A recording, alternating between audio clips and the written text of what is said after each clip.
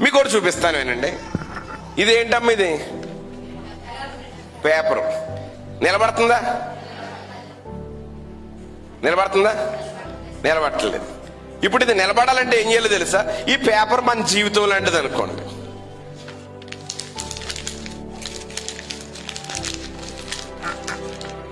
ఈ నలిపేయటం కష్టాలు అనుకోండి.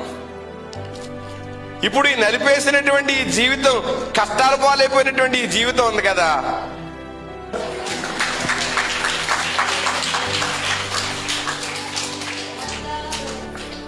నిలబడిందా లేదా?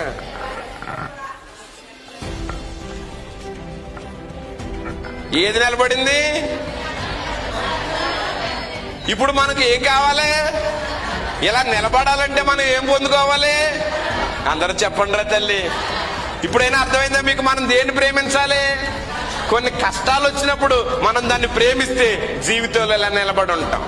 ఇంతవరకు దీనికి ఓపిక లేదు, ఇంతవరకు నిలబడలేదు. ఎటుంటే అటు ఇలా వారిపోయి తేగదు. ఇదిగో ఇప్పుడు దీన్ని పడగొట్టండి వచ్చి.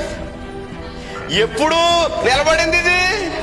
కొన్ని కష్టాలు వచ్చినాయండి దీనికి, కొన్ని బాధలు వచ్చినాయండి దీనికి, కొన్ని ఇరుకులు వచ్చినాయండి, కొన్ని ఇబ్బందులు వచ్చినాయి. ఆ ఇబ్బందుల్లో ఇదిగో నా ఇబ్బందుల్లో నేను నిలబడ్డాను.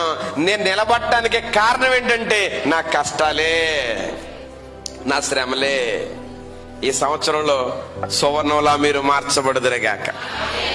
సుఖపడాలంటే ముందు ఏం పడాలి? కష్టపడాలి. కష్టపడకుండా ఎవరు ఏం పడరు? సుఖపడరు. కనుక కష్టం నేర్చుకోవాలి. మనిషి నిలబడాలంటే ఖచ్చితంగా ఏం పడాలి? కష్టపడాలి.